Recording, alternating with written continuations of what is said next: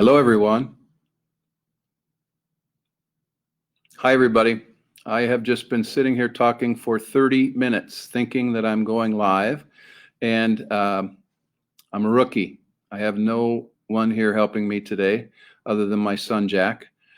I am coming to you live from Medina, Ohio, where we were here today, and that's where I think I want to start. Do they know where Medina is?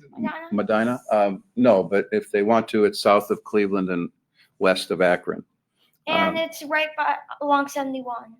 Yes. Interstate 71. Yes, thank you, Jack. Tell them that. Yes, right along Interstate 71. Do they know where 71 is? No, but they can look if they're interested. Okay, give Daddy a little time. I'm sorry. So the reason why I'm here, many of you know, and I want to thank all of you for the kindness, for the care, for the prayers, for the words of encouragement. We were here. I want to make them proud. Yep. Let's talk about my numbers. Oh, yeah. So we were Tell here. them about my numbers. We were here for. I tell them about my numbers. Yeah, well, you tell them. Wait. You're right here. Hi, people. I'm writing numbers, and I am counting from 1, and I'm counting by 1. So I'm doing it like 1, 2, 3, 4, 5. And you're writing, and how high are the numbers? I wrote from 1, and now I'm at. He's at very high number. I'm at 10,959. 10,959. You're amazing. Like I said. All right, buddy, give Dad some quiet. I love you.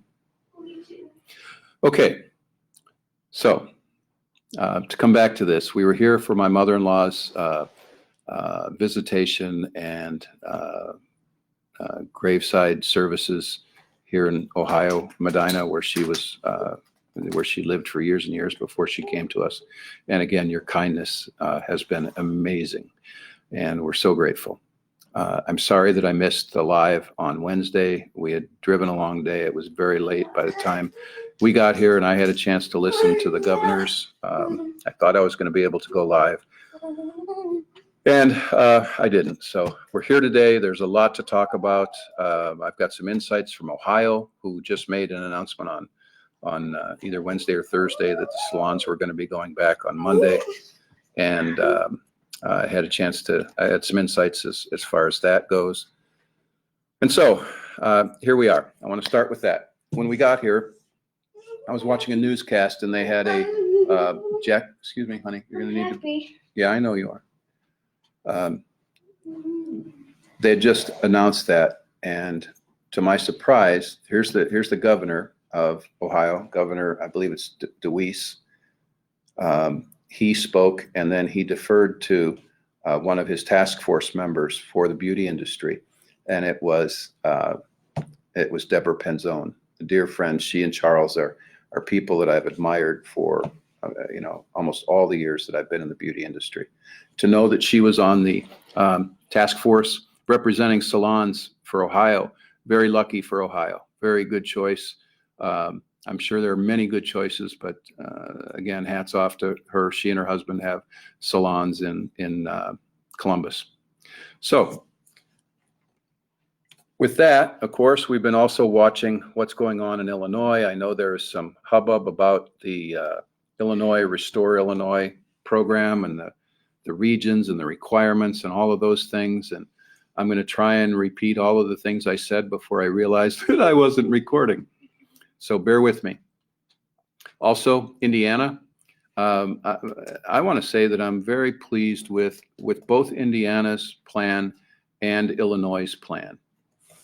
Governor Holcomb was, all you can ask for is clarity. And he was very quick to say, I think his was in stages, and he was very quick to say that this is where we are, and this is when these businesses, our industry, can reopen in all of these counties, really the majority of Indiana. And he called out the exception counties, and they were exceptions because they had higher numbers. One was Marion County, the Indianapolis area, and the other was Lake County in northwest corner of Indiana, and the other was Cass County, where Logansport is. And so they had some flare-ups in their numbers and just weren't able to open. I know that since I was traveling, I did get a text message and found out that the Marion County had extended their open date to May 15th. And that's in the salons can open a week after their county enters that stage. So I know that those dates are really clear in his program, and I'd encourage you, if you don't know, I know many of you are opening Monday or the following Monday or the day after Memorial Day. So good things are happening ahead, and I would just encourage all of you to get in touch with then what are the requirements. It's very clear again what the stipulations are in Indiana. As far as Illinois goes, Governor Pritzker came out with the Restore Illinois program, and part of that is a 5-phase program, and that 5-phase program relates to and will be implemented in 4 specific regions. The regions gathered EMS kind of categories, of which Chicago and suburbs is basically the EMS region 7 through 11, and so that's one of them.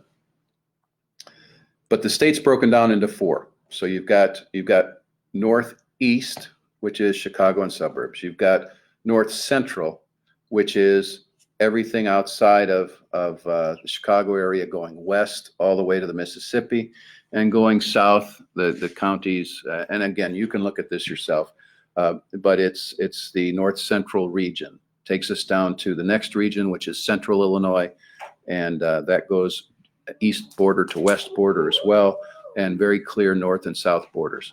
And then we have Southern Illinois. So that's where the different areas, it'll be implemented for the entire area within that.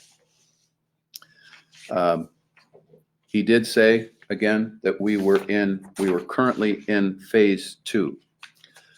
So when I talk about clarity, here's kind of what I see in this. In this, phase 2 is called flattening the curve. And he said that's what we're in right now, and we've been in it since May 1st. He talks about how do we move to the next phase, and then he talks about what would cause us to move backwards. So we get the go-ahead, we start working again. What would cause us to call a halt to it and move back where we can't work?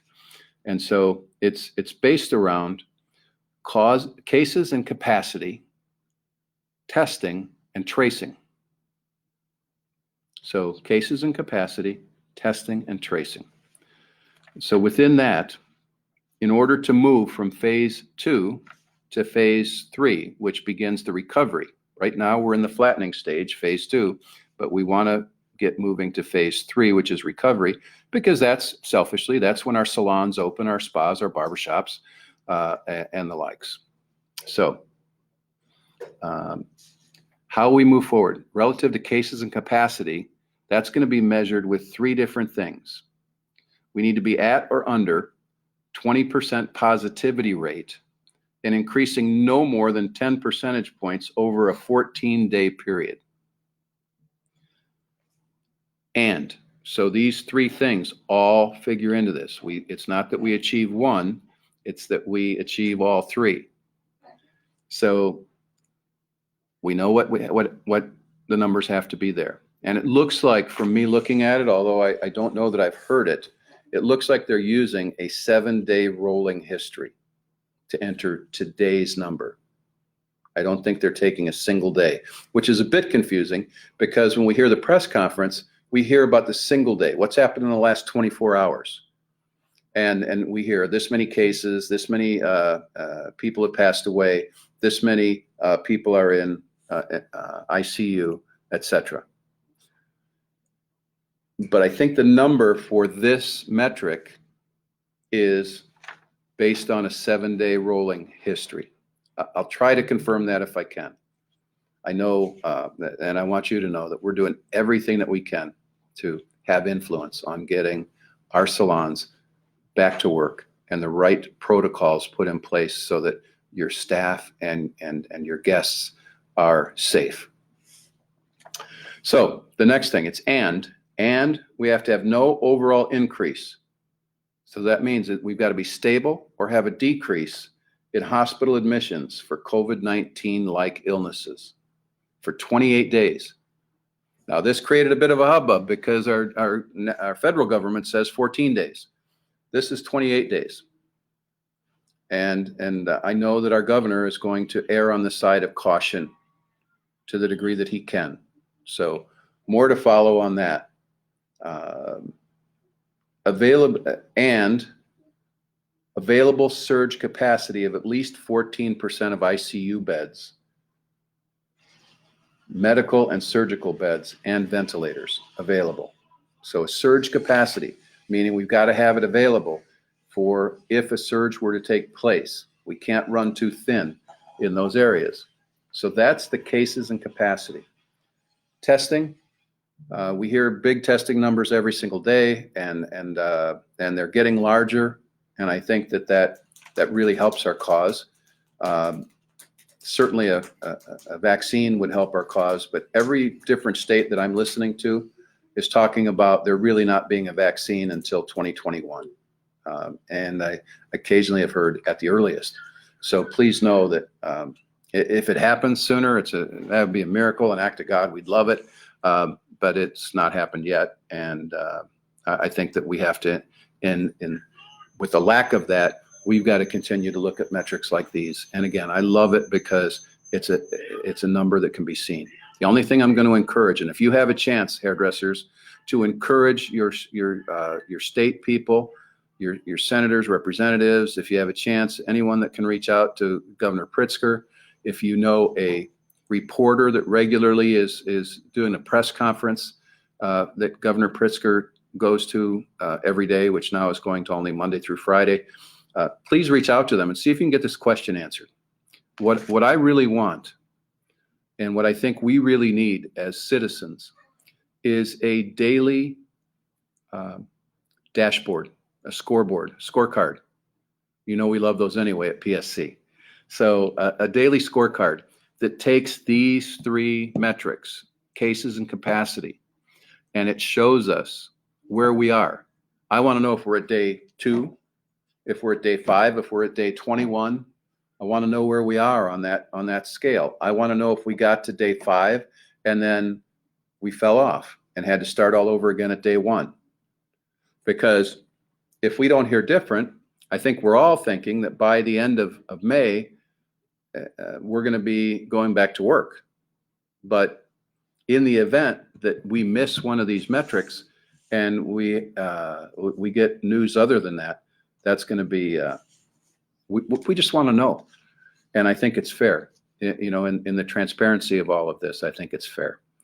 And especially when the metric is set different than the way that we are digesting the news on a daily basis, because that news is this much in the last 24 hours.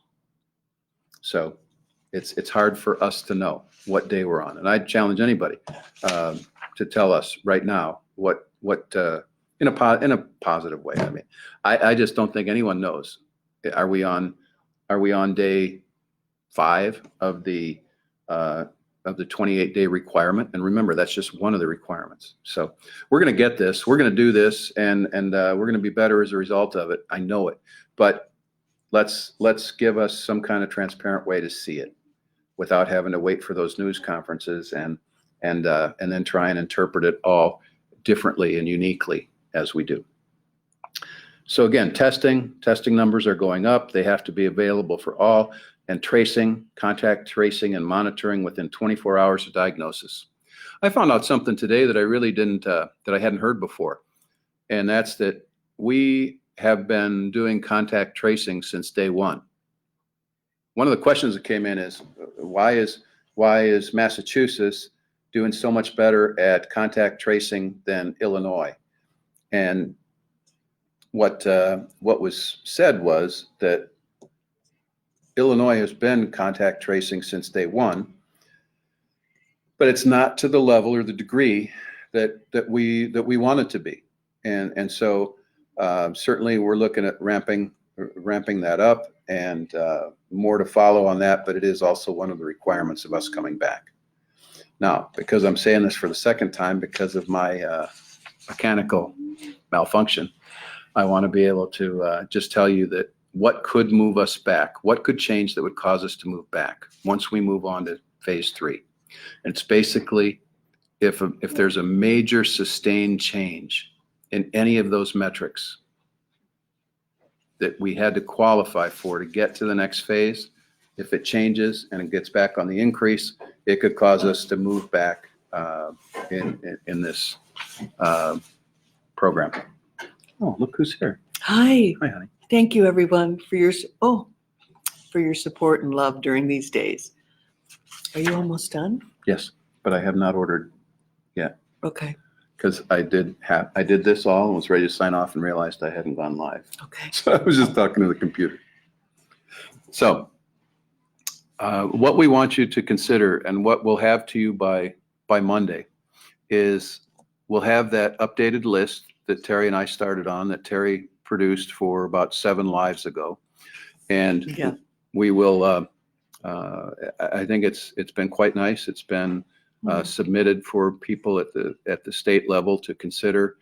And I think that certainly our role right now, meaning our collective role within the industry, is to prepare for when we go live, prepare for when this metric is done. We enter phase 3, salons can go back to work, barbershops can go back to work. It's going to be different. The things you can do now is very, very important. There's a lot of salons that have done amazing work so far because they've shared it with us. We've worked on it in some cases together. And it's just, we got to think about the masses of this industry and the whole number of salons that are out there and shops that are out there. And you don't want to wait until you get the go from Governor Pritzker to say, okay, now what do we do? Because there are things you've not bought before that you're going to need to buy, and that distributors like us are going to try and provide for you that has to get done. And the demand's going to be huge. And the demand's going to be huge. And so we may have it one time, we may not have it the next time, we may have it the time after that. It's all of these are PPE things that require some planning and just really talking about availability from every which direction. We feel pretty good about it with most of the things, but some of the things not so much. So I went through the salon step by step by step by step with things to consider in the first live that wasn't live. So I think I'm going to save a lot of that for you for Monday. Good. And at the same time, we'll be prepared to post it on Monday. Will you welcome me back on Monday? I'll welcome you back on Monday. Welcome. Welcome. Yeah. Are you? I'd love to have you I'm back doing on okay. Monday. Doing You are. okay. Doing great today. So I think we're going to bring this to a close, but so action step. If you know or can reach out to someone, we really want the scoreboard on these metrics that the governor has set out. We want to be able to check them every day. We want to know what day we're on. We want to know that we're getting closer. We want to know if the numbers stumble and we have to start over at 1 again. I think that's really important. So. You want to say bye, buddy? You want to come here? Can you say bye? He's been with Daddy. Can we say? Okay. Bye, everybody. Bye, you're fam. done. Here we are. Happy Mother's Day to all the mothers out there, especially Jack's mom and Emma's mom. Mother's And my mom. Day, every Yeah. girl, every mom. Happy Mother's Day. Happy Mother's Day, moms. I hope everyone has a good Jack, time. you're not even on the Get camera. on the camera. What do you say? You're all sweeties. Mother's Day. Happy Mother's Day. Happy right? Mother's Day, everyone. All right, and we'll be back to join you on Monday. Looking forward to it. Have a blessed weekend, and thank you so We'll much. see you then. Also, look to your consultants for the PPE things that are available, and if you need to get them pre-ordered, please do so. we'll talk more Monday. Thanks. Have a Bye. great weekend. Bye. Guys, stay down here. Yeah, Cheryl's gonna